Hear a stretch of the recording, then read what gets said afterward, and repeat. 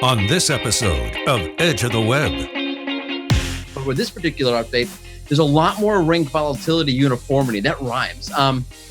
You're talking about health, retail, finance, travel. They're all showing, relatively speaking, uniform increases in volatility, which does not happen. I don't think it's ever happened. I think in the March 2019 core update, YMYL wasn't hit as much, and that was unique about that one.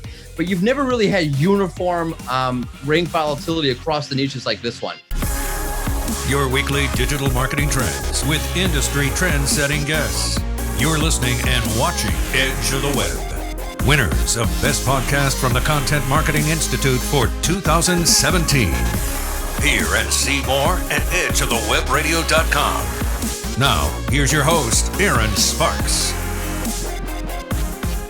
Well, welcome to Edge of the Web Radio episode 354. I'm your host, Aaron Sparks. Every week we bring you some amazing guests out of the digital marketing space around the world, getting their take on digital marketing news, as well as some great unpacking of key concepts and areas in which you just want to demystify and debunk some concepts, but also really go deep with some things that are trending right now. We unpack a key marketing topic each and every week. So be sure to check out everything over at educator.com. That's educator.com. For those of you who are new to the show, welcome. We certainly appreciate you listening to our show, and we'd certainly like to get some feedback from you as we unpack this information on a regular basis. If you're new to the show, here are the ropes. We go live as much as possible each and every Monday at 3 p.m. Eastern. With that, we'll actually go straight to you, straight from YouTube over to, so back up.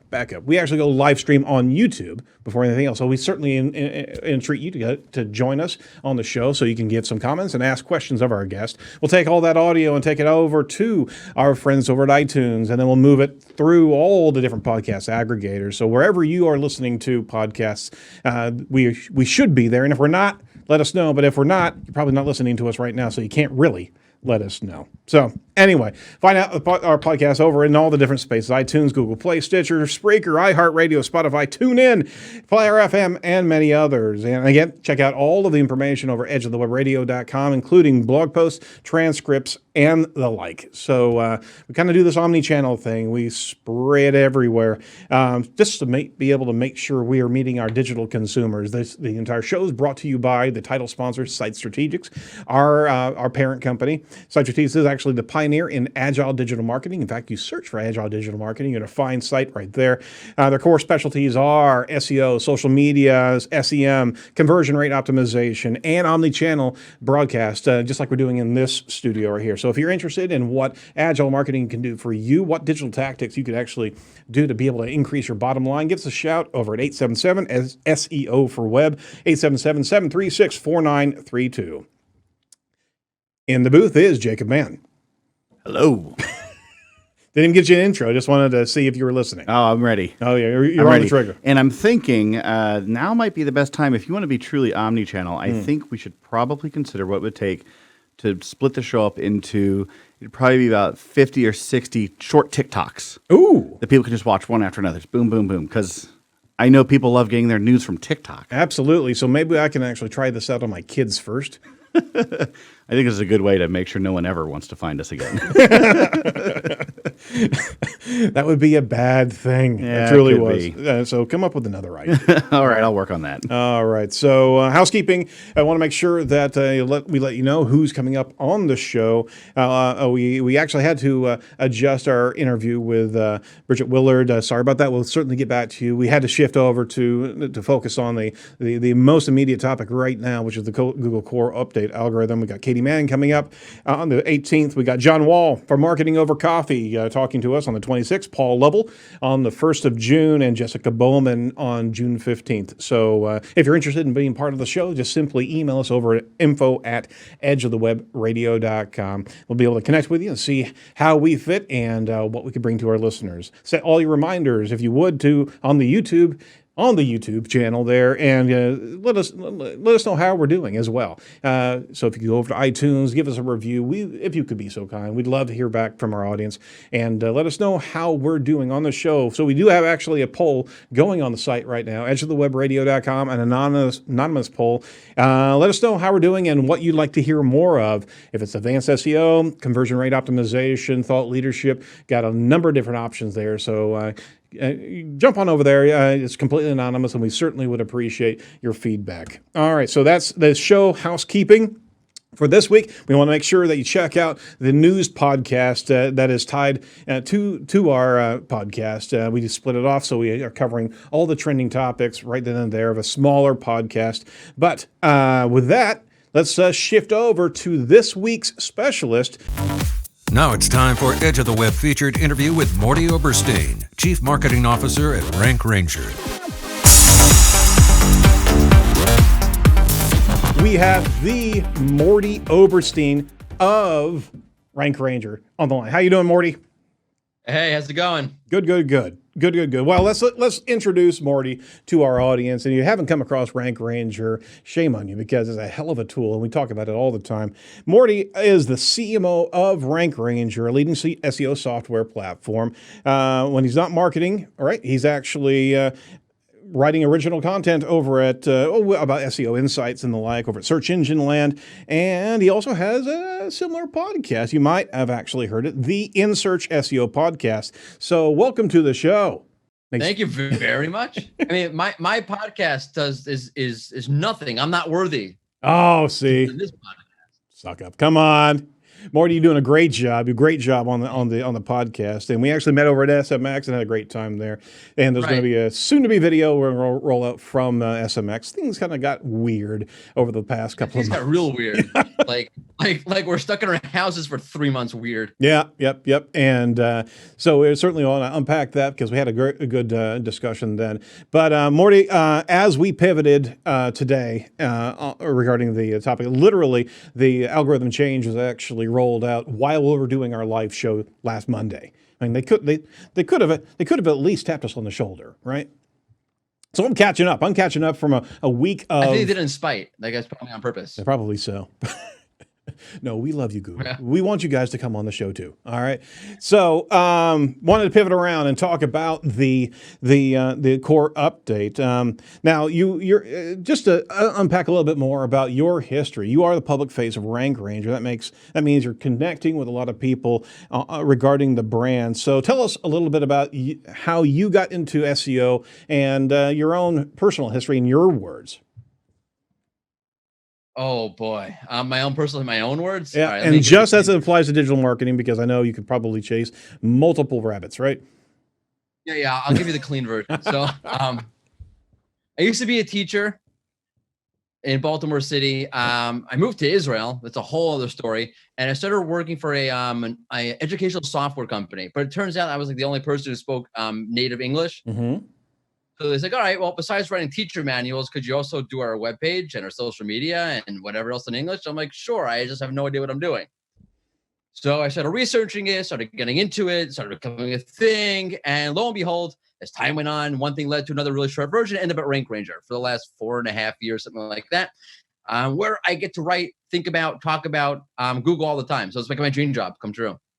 Very cool. And Rank Ranger has been around for a good long time, and they've got a very healthy 10 years. Yep, very healthy platform, and they've got some very unique tools in there as well. I actually really like the saves that you can do off of GSC, so you can actually have a number of different keyword filters and a number of different tag filters. Yeah. And that's what's really missing out of Google Search Console is every time you're going back in there, you're doing a fresh look at things. You're doing a fresh query, and you have to kind of rebuild your structure to be able to look at data. With what Rank Ranger does actually is porting all of GSC, live GSC data, and you can actually navigate it with preset and as well as custom tags that you do. So there's a nice thumbs up from us in the SEO space, because it's a pain in the ass trying to pull all that out of GSC. Well, you're more than welcome. Yeah, we try to integrate something. So like one of the things we try to do is like make it easier for you. Like, what's the point of us integrating analytics if we're just going to keep it the same? It's kind of pointless. Yep, absolutely. All right, so we pivoted around today because we certainly wanted to get some of your take on the changes that are happening with the Google Core Update algorithm. So, I mean, we talked about on the news section, but let's we talked about also what you contributed to Barry Schwartz's article. But you called this thing an absolute monster. So how does this compare to previous core updates, and what are the key things that you look for whenever you're watching volatility? Yeah, so I think there's like two groups of core updates in my mind. You have something like on the Medic update, you have the January 2020 core update, then you have your smaller updates like the June 2019 core update, the March 2019 core update was a little bit on the smaller side. This one is very much like the Medic update, the January 2020 core update. In fact, across the board, it edges out the January 2020 core update, which is saying a lot because that was the biggest one since Medic. That was like there was Medic, there was January 2020, and this one across the board, top 3 results, top 5 results, top 10 results, edges out the January one, but by a decent amount also, not like a marginal 1%, 2% kind of thing. No, it's huge, and all the tools are showing such a wild series of changes. Now, we also know that it's not done. The core updates take about 2 to 3 weeks, possibly, to be able to fully roll out. So, what changes are you seeing from your tool set, and just understanding the chatter that's out there? What are some of the unique changes to this core update that you hadn't seen in recent months? How much time do you have? Well, we've got a lot. I only have like 5 minutes worth. Oh, damn. All right. So one of the things interesting about this update, so, okay, in general, core updates tend to impact the top 3 results actually way more than an unconfirmed update, but that's very much more noticeable for your YMYL niches, health and finance. But with this particular update, there's a lot more rank volatility uniformity. That rhymes. You're talking about health, retail, finance, travel. They're all showing, relatively speaking, uniform increases in volatility, which does not happen. I don't think it's ever happened. I think in the March 2019 core update, YMYL wasn't hit as much, and that was unique about that one. But you've never really had uniform rank volatility across the niches like this one. I mean, it could be COVID related. It could not be COVID related. There's sort of like the white elephant in the room. I would imagine it has something to do with that because Google's understanding everything completely differently than before. But I that's just me running my mouth a little bit. I think you're right there. And I certainly want to unpack that here. But some of the elements that are also changing, and we can actually unpack these on a number of different tools.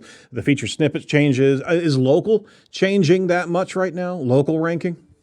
Yeah, I mean everything. It's across the board. It's everything. I mean, local does it's the same thing. A lot of, like, for example, in our retail niche. So I've sort of handpicked the keywords that I want within the tracking that I do for the algorithms. There's a lot of local keywords in that particular data set, and they're all showing the same thing. Wow. Yeah. So no one is safe. No one is safe. No one is safe from this change. Let me ask you this. So there's no specific categories that really have come to the surface as the major changers. Now, news aside, we'll just throw that one out because it's always changing. The news is always like that. For COVID-19, by the way, is always like that. Right. There are a lot of keywords in the COVID area that are like constantly spiking up and down, up and down. That's a little bit different than this. It's part of this. News is definitely, again, like news is something that I know we spoke about this during the other podcast. But news is something that's constantly changing. So you're going to have constant volatility. You're seeing some of that within COVID, but that's not what you're typically seeing during your unconfirmed or even your core algorithm update. You're seeing major changes spiking up and down, up and down. Then you go back to relative normal. Now, there are certain verticals or sub-verticals or sets of topics that are more volatile than others. I don't know what I was doing a while back. I mean, like a month ago, I was looking at something like import-export keywords, and those are incredibly volatile. And why those in particular? I don't know. That's a good question. Well, yeah, again, the COVID contextuality is that if people are going to some e-commerce to be able to offset their brick and mortar loss, then you're dealing with tracking down import and export opportunities there. So this gets me into my next little section here regarding the update during COVID. I mean, there's a lot of chatter regarding releasing the update during COVID, right? Very, very controversial. Very controversial. I mean, it's not that we're not struggling enough right now. But Right. No, I definitely hear that. Like, okay, there's, I almost feel bad for Google because on the one hand, like you got to, I said almost, you're going to run this thing out. People are going to be upset. SEO teams are not in place. Marketing teams are not in place. Content teams are not in place as before. But what are you supposed to do? Like, we have better results, so we shouldn't use them. All right. No, so you damn if you do, damn if you don't. Yeah, you're absolutely right. Google did move their partner program that had a lot of controversy because there was a number of requirements for their badge to keep that badge. They moved that over to 2020, and we think that was a pretty good idea, all things considered, with what we're dealing with right now. But being able to just have an incredible update that radically changes so many different industries. We've talked on the show here today regarding some things that they're doing there. I mean, Google is actually doing some wonderful things for local news organizations who don't have AMP. They're putting them into the carousel, so they're doing a heck of a lot of changes for news relevancy as well. Yes, Jacob. Question in the booth. Yes, sir. Are these updates, like, is there any indication that maybe this update is specifically because of COVID, or is this probably like a long-term, like, I don't know how long a core update takes once they decide to do it, to come up with it and roll it out and do everything else. But I'd be curious on either one of you what your take is on if this is maybe a reaction going back to around March 15th or so when everything started shutting down. Yep. So that's where I was going. Yeah, absolutely. Good space. There's a lot of that. First off, I think that this was delayed from March. March 2018, March 2019, there were core updates. So I would, if I were a betting man, I would say they delayed this one. Got it. Because of COVID. There are definitely COVID specific things happening. One is your super authorities, the CDC. I think it was health.harvard.edu, a bunch of them. Right. They actually lost some of their rankings.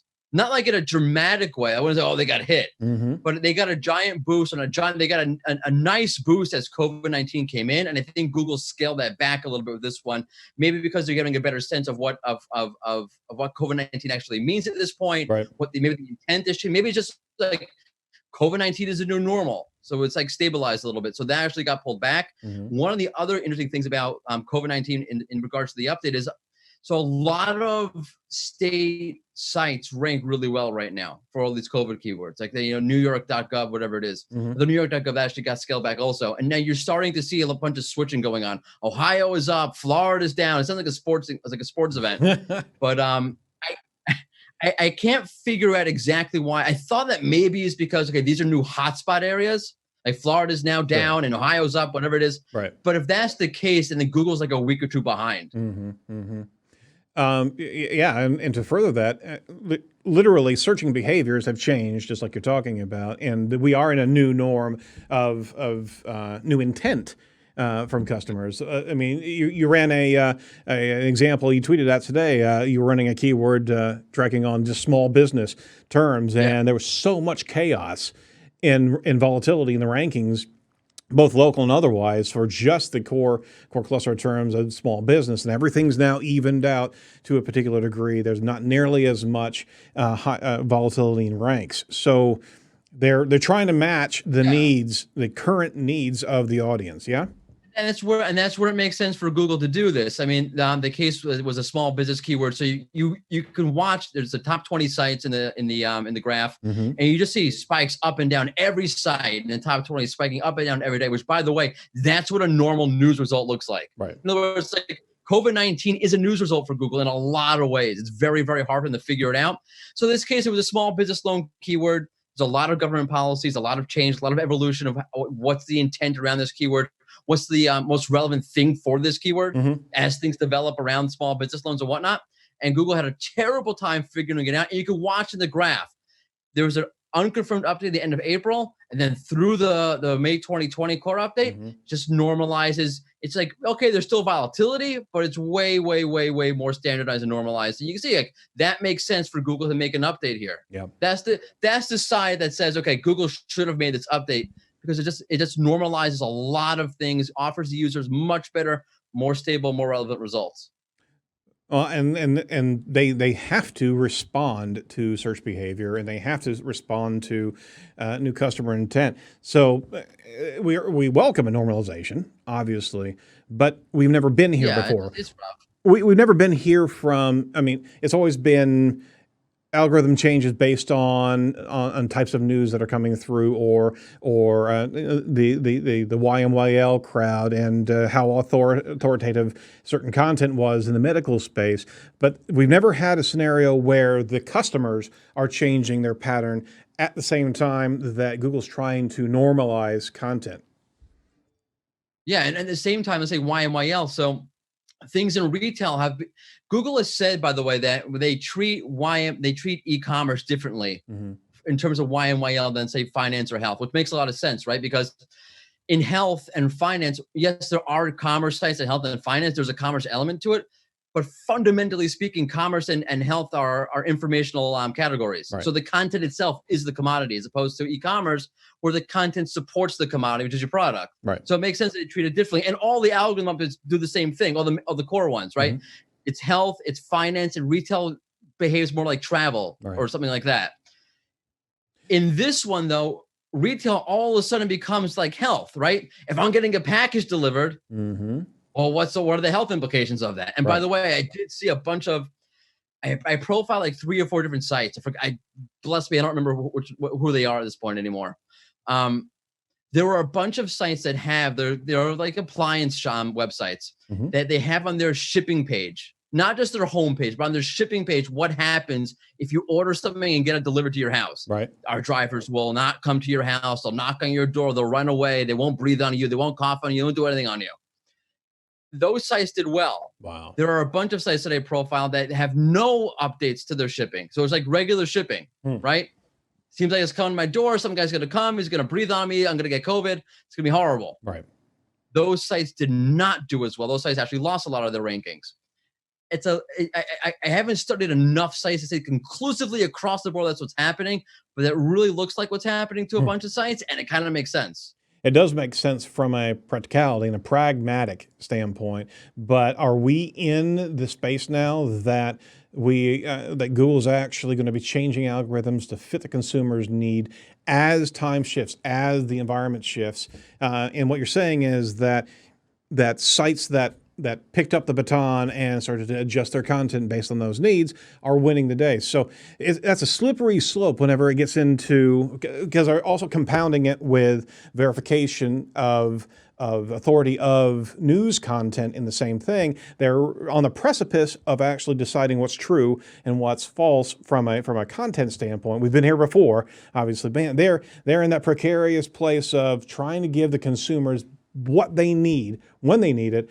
But I mean, how can you demerit a site that just hasn't updated their shipping online? Yeah, that's problematic. I mean, okay.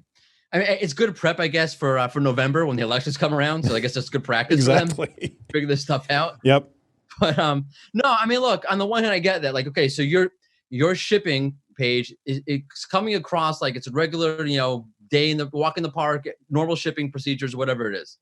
And it makes sense that you have that updated. And you should have that updated for your customers. But that's not really there's a message on the main page. It's going to be a little bit different. By the way, I would say, like, from a conversion perspective, having that there is welcome. Like, I know when I order something, I would like to know like what the story is. Or I may not order from you. Are you really delivering? Right? It's just even just to having your page, we are delivering. Even though there's the whole crisis going on, the pandemic's going on, and here's what we're going to do. But from an algorithmic point of view, and this is where it gets sticky. The average person, and they're really that stupid to think like, hey, this business as usual with its website, they're just going to knock on my door the same way they did before. Right. How come they don't have a message here? But on the other hand, it's a freaking pandemic, so you should have a message there, and Google should pick up on that. I kind of see both sides of that. I just looking at the small businesses that haven't been able to pivot correctly. Right, I mean, hard. and having that as part of the, I don't dare say it's not penalty, but the normalization, this new norm, it really gets back down to is Google now traveling along with changes in the environment from a consumer intent model, that they actually are now going to be positioning content that doesn't match those needs in this type of quarterly fashion. It's challenging in a lot of different ways there. Very hard. I mean, I think they're looking at it from like a YML safety perspective. Right. Is this content safe? And if it lacks in safety, we're just not going to show it. Like, okay, they're looking at it from their end, right? If we're offering authoritative, safe websites, if I'm not going to take a chance on you, I'm not saying it's a good thing to do. I mean, that may be a very bad thing to do, but I think it's what they're doing. Got it. Well, I mean, they're certainly investing in observing everything that's happening. Ultimately, they're trying to deliver the best content to their audience, and we'll never begrudge them that. But at the same time, it's really treacherous whenever you have small businesses out there that can't afford to make sizable adjustments in their content, let alone the fact that you don't know everything. You don't know the larger signals that are actually affecting or have affected different ranking changes over time that could very well be now losing out. We had a brief conversation with Lily Ray, and she was looking at different sites that had EAT signals actually helping them earlier. Now they're starting to actually revert back or lose a good deal of what they've gained. And that's a whole nother hill of beans right there. It's sort of a mess. I mean, I would say the best advice is look what Google's doing in the local panel for a business. Yep. There's so much information. They're giving you they're sending you a message with that. I think like we want a lot of specific. I can't get the word out. We want to be really specific, and we want. Geez, Louise, and we want to make sure that the user gets like tons and tons of very highly specific information. We want you labeled up the wazoo. Right. If that's what they're doing in the local panel in GMB, I would assume that's what they want for sites also. There you go. Yeah, they're certainly opening up the opportunity to be able to commit, and that's I'm doing it now, and engage with the that's customer. Contagious. It is contagious. I should have wore a mask. We'll fix that in post.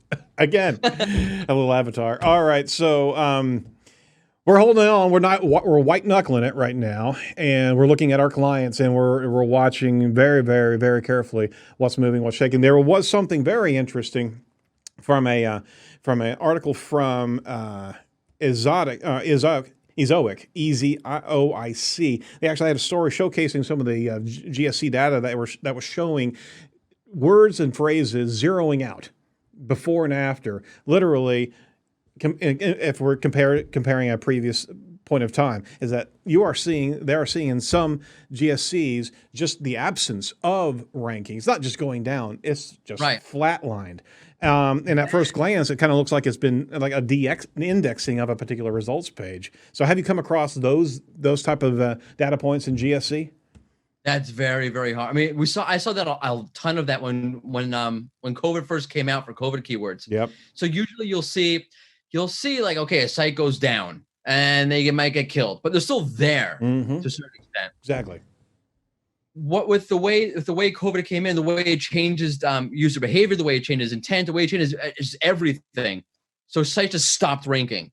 And what was really interesting was like for specifically for COVID-19 queries, it happened on March 11th, which is the day that it was officially called a pandemic. Oh wow! So very like. Could it be a coincidence that Google just cut off all these sites on the same day it became a freaking pandemic, or it's probably very much purposeful? Oh my gosh. I'm seeing that a bit more even now than you have previously, and I think it has a lot to do with it's like a shockwave through the whole system. Yep. And it is what it is. I mean, there's a glut of COVID and coronavirus news. And you could understand that, I mean, if there was a clamoring to be able to rank for content, which there is, right, then they have to take a prudent approach of, okay, the customers are actually looking for useful information, not sensational information. So this could have been a purging out of a lot of content that shouldn't have been there. But Yeah. but at the same time, to be able to see those type of flat lines, It's very upsetting. oh my gosh, yeah. There's it's not a binary, guys. It just No, doesn't switch it's off. like, But I mean, that's what they're doing. They're actually yoinking sites out of certain pockets of information, and they just I mean, don't exist. they're very aggressive. I mean, in this particular update, they've been very, very aggressive in doing that. Like, you always have these sites that rank for keywords that really, they're sort of on the periphery of what they do, or Right. who they are, sort of thing. And Google kills those rankings off. Mhm. But it's, I mean, I've heard two things. Google's done this across the board. It's very, very, impactful. But I've also heard it's been very effective. Like, it's been very accurate. So it's possible this has been one of the more accurate updates. I am not officially saying that. It's just some guys like, yeah, they kill my rankings, you jerk face. Yeah. It's not accurate. I'm not saying that 100%, but some of the things I am hearing. To your point about content that's maybe a little bit sensational. What I've dived really into the finance niche in this particular update. It's just when I go into these things, it's sort of like, all right, here's a bunch of sites that lost rankings. Let me go into them and see what sticks. Wow. And it happened to be that I went down a wormhole in the finance niche, and there was some wacky stuff going on. A bunch of sites that have content above the fold. So let's say you search for best credit card, and you click on a site, you go to the page, and instead of seeing the content right away, you have like a bunch of some sort of like boxes or clickable links, whatever it is, that direct you towards other categories. Like, you want to see best credit cards for travel, best credit cards with the best cash back, best credit cards if you have bad credit, Right. before you ever get to your actual like main content. And there's no main content above the fold. Those pages, I was watching them getting swapped out. See, sometimes it's about like, okay, which pages lost the most? But sometimes it's more impactful to see like which pages are being swapped out for which pages. Right. And what the commonality there is. Right, what's the commonality here? And these pages are getting swapped out for pages that go right into the content right away. So the user doesn't have to scroll down to get to the content. It's above the fold. It's right there. One of the most awesome examples was, it's creditcards.usnews.com. They have this thing where you go there. It's like they have like 2 rows of boxes, 6 boxes, and you can click on them and go to all different pages about credit cards. Right. They are the only site I've seen who has that. There's no main content above the fold, and they actually went up in the rankings. They're also the only site that has a message about COVID-19 and you're taking out a credit card that I've ever seen. We love the fact that you have a COVID-19 information, COVID-19 warning there about finances and whatnot, and we're going to boost your rankings anyway. And the reason why I think this is what's going on, because they have another page called loans.usnews.com. And somebody here, if the SEO or the content person for this site is listening, you have a major problem here. I went to the Wayback Machine. I found out when this started happening about 2 weeks ago. They have a box on the side of the page called categories, where it lists all the categories of loans that they talk about. And as they added more categories over the last 2 weeks, it made this like giant box that pushed everything. Like, imagine an entire page filled up with blank space from this box. And it pushed everything below the fold. Like, not below there's nothing on page 1 anymore. Oh my gosh. Okay. That site, even though U.S. News for all their health, for their banking, for their credit cards, all went up. Right. That loan page, that loans.usnews.com, got destroyed. Wow. And keep on going. No, I'm sorry. A lot of the stuff I'm seeing with these pages being swapped out is like, if you offer your information right away, like if you're offering a list of the top credit cards. And what the affiliates usually do is they offer the list up front because they want to get that click. Yep. And God bless them, I understand that. And then they offer all the content below that. But if you swap that, which I forgot the name of the site, Wallet Up, I think, walletup.com, could be totally botching the name of that site. They were big winners because they did exactly that. They swapped out the list second, main content first, and they're killing it in the rankings. Wow. Boy, if Google's paying attention to it to that nuanced degree, if you're actually pushing a message up that's topical in nature, that is literally contextual to a particular period of time, and they're actually awarding points because you're moving that in front. They are listening to a whole nother degree. It's very specific. Wow. They're very good. I mean, they're very good. There was a page, it's creditkarma.com. Mm-hmm. So unlike most affiliate sites, they don't even bother putting any content on the page. It's just a list. Like they're just like, screw this. No one's reading it anyway. Whatever. Well, screw you, because their rankings are in the toilet. Oh my gosh. Hey. So pay attention, people. Pay attention to the content. It's about usability. It's about making sure you're getting that content to the audience as quickly as you possibly can. Morty, it's fantastic talking to you, and it's enjoyable to say the least. Unfortunately, I got to wrap up here. What are some final thoughts regarding the core update and what people should be watching? What you should be watching. I don't get hung up on I will say this at my detriment. Don't get hung up on the posts people put out. I will be putting out a post this week, Wednesday, Thursday, probably. There's a lot of good stuff in there, a lot of good detail we just spoke about. Good. But at my detriment, every vertical or sub-vertical, like the way that, the topic, the keywords I looked at about loans versus the keywords I looked at about credit cards, they behave differently. So whatever I'm going to say is interesting, it's fascinating. It might apply across the board. It might not apply the same way to whatever keywords you're looking at. Mm-hmm. So go in, dive into whatever you have, and just try to see what's there. Good. Yep. Do that. And also put a COVID message above the fold, evidently. Yeah, that too. You just ignore that part. Just do what I said before. Just put everything above the fold. Read it as much as you possibly can, like smallest font possible. And make it the same color of the background too. Why not? Yeah, right. You Google's only crawling HTML. They can't. Whatever. They care. Yeah, exactly. All right. Whatever. All right. Do not do that, right? Do not do that for everybody who's listening. All right. So, Morty, what excites you about your industry right now? There is some cool stuff of Google putting out SERP features that are basically asking for user input. They had the whole thing with the COVID-19 question box, and now it's expanding to other queries. So they've tested that in the past, and they use it. They use it in other markets where there's not enough content in that particular language. But it's basically, hey, submit a question to us. You don't like the results here? Tell us what you want. Tell us what you want answered, and our mysterious publishers will answer for you. Maybe if they even exist. There's that, and there was the one where if they said that if Google thinks the search results are crap, I'm using the precise word for it, they'll give you tips on, maybe you want to search this way. And at the end of that of that feature, which I just found, by the way, myself, where I entered most ridiculous thing, they'll give you two options. Maybe you want to search for this, or maybe you want to search for this. That kind of sounds like an A/B test to me. Yep. So, and again, more user input could be, all sorts of theories. Machine learning's hit a wall, or they just want to advance something. It could be something big's on the horizon, and they're just getting a little bit of information first. I don't know, but something big is happening, I think. So we're in a beta test right now. Google is learning now from us, especially with the SERP changes that are going on.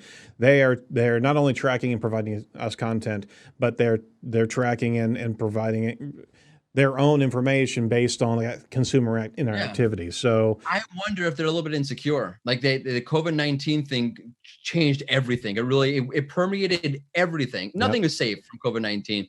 So are we really accurate or not? Like, where are people at? What kind of questions are they asking? Where are they asking those questions? Mm-hmm. I mean, that's a little bit of a conspiracy theory maybe, but it makes sense to me.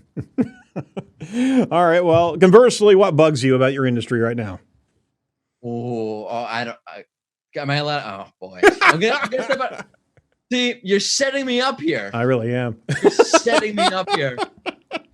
My internet is cutting out. I'm sorry. He's going through a tunnel. What upsets me? Lists. I will say this, and I will step on the landmine, and people will be pissed off at me. Own it, Morty. Winners and losers from the core updates piss me off. First off, okay, I'm not talking about like Lily Ray 550 different domain. Okay, that's totally different. Right. You're going to give me the top 10 winners, top 10 losers. Can I ask you, what the hell are you going to learn from that? Yep. Exactly. It's just sensation. It's sensationalism. I can't stand it. It's an outrage. It is an outrage, and we won't hear of it here on this show. I'm mad as hell, and I won't take it anymore. So, all right. So, if you want to piss off Morty, throw a list at him. Right, put out a list. Also, when you do the list, like top 5 lists in SEO that will give you more backlinks and make you rank better. Oh my gosh, that will definitely piss me off. It's like listception there. Okay, I get you. Right. I get you. All right. Well, we certainly want to promote anything that we can for you, Morty. So we certainly want to recommend everybody go over to Rank Ranger, check it out. You guys have a free demo that you guys offer. Some really cool tools in there. You want to talk about a couple tools briefly? Sure. Since we're talking about above the fold content, we are the only rank tracking tool, SEO tool that will tell you when you rank above the fold. Oh. And we'll show you CTR for your above the fold keywords versus your below the fold keywords. Sweet. That's nice. Sweet stuff. All right. Well, we certainly want to entreat our listeners to go check out the news podcast with Morty. We unpacked a number of different pieces over there, and we certainly appreciate your time today, Morty. We want you to also, we want them to find you online. So what's your Twitter handle? What other socials can we track you down at?